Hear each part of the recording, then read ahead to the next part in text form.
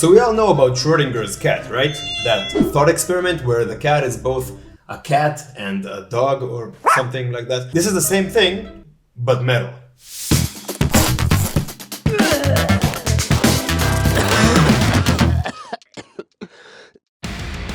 Yo, welcome to week 2 of MAYshuggah, the month where we blast Meshuggah songs all day and dig deep into their amazing use of rhythms, which pretty much sounds like every month of the year, but whatever. In today's episode, we're gonna take a look at riffs from 2 songs from Immutable, Broken Cog and Light the Shortening Fuse. Let's go. So, who the hell is Schrödinger, and why should I care about his cat? In a very dumbed down and tilted towards my narrative version of explaining, Schrödinger's cat thought experiment absurdly suggests that a thing can be 2 things at the same time. And we can only know which one of the 2 things the thing is once more information about the thing is revealed. I swear I'm gonna get to the Meshuggah part, hear me out. Our relationship with rhythm usually starts with hearing a collection of sounds, analyzing and understanding them, and once they're approved in our heads, expressing them as a kinetic response. So when a rhythmic pattern is presented to us, and we try to internalize and understand it, it can fall into roughly one of 2 categories. Either a well-known, familiar, collectively agreed-upon pattern we've experienced many times before, or it's a more novel, foreign, not so commonly used pattern that we need to somehow make sense of. A good indicator for you to test which category a given rhythm falls into is your head, or foot, or butt, or whatever body part you move when you're feeling the groove. For example,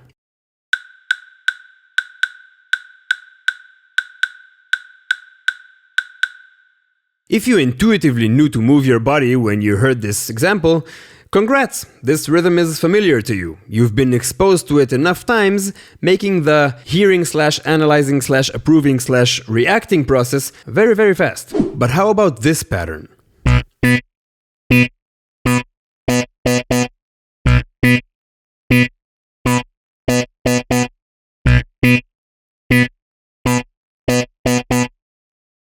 Having some trouble there, huh? Well, you should. This is a super random pattern that doesn't have enough information in it for you to approve it, so to speak. Now, me, being the composer behind this Grammy-worthy pattern, I do want you to be able to connect to my musical masterpiece. And I have a few ways I can achieve that.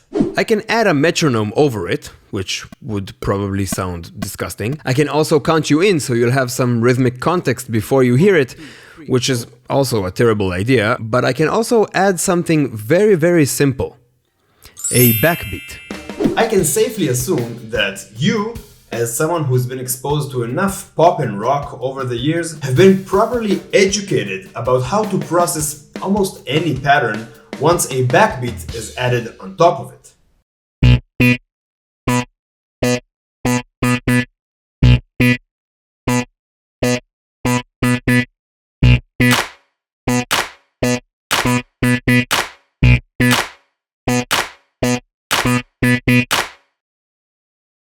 You see what I mean?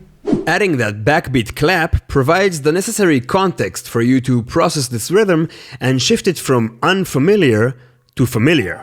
And now we can finally get to the Meshuggah part. Man, that just took forever. Knowing Meshuggah, they usually tend to either use 16th notes or triplets as their subdivision of choice. That being said, it's not always super obvious which one it is. Like here. Both Broken Cog and Light the Shortening Fuse start off with ambiguous patterns that at first I didn't know how to interpret. The Broken Cog pattern looks like this.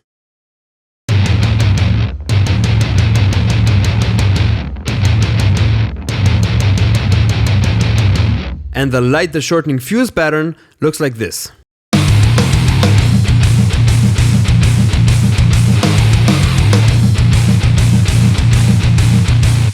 And when I listened to them for the first time, I didn't really know how I was supposed to interact with these rhythms. So this pattern can be perceived as 16th notes. 1, 2, 3, 4.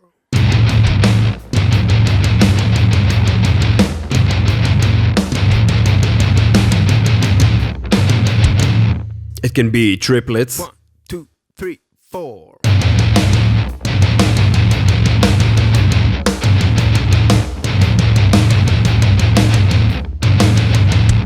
I mean, it might as well be quintuplets for all I care. 1, 2, 3, 4.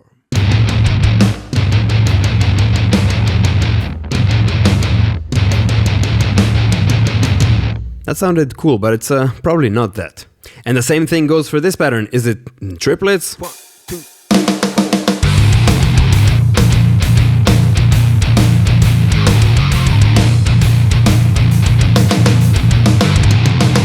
4. Or maybe quintuplets?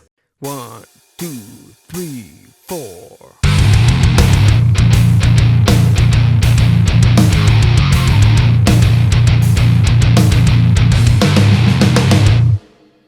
At this point, these patterns can be any of these. So in a way, they're all of them at once. Just like Schrödinger's cat, who's both in the box and out of the box or whatever. I don't know, I'm not a doctor.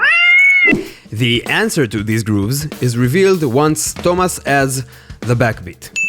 These guys know that we've been properly educated through the pop rock world to react appropriately once we hear a backbeat, and rightfully so. I mean, it works on me. So this one is actually 16th notes, as revealed 20 seconds into the song. 1, 2, 3.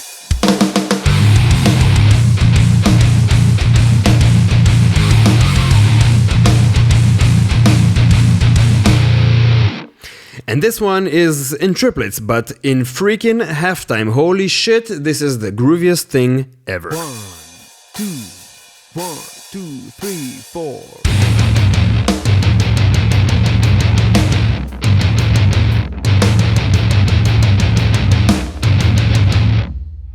So one might think that by purposely not giving that anchor to lean on, the backbeat, you might unintentionally frustrate the listener. Now, it's not that Meshuggah is trying to alienate you from the music, not at all. It's the opposite, actually, because the right amount of discomfort or rhythmic ambiguity can be very, very satisfying once resolved. The headbang that comes as a result is just majestic.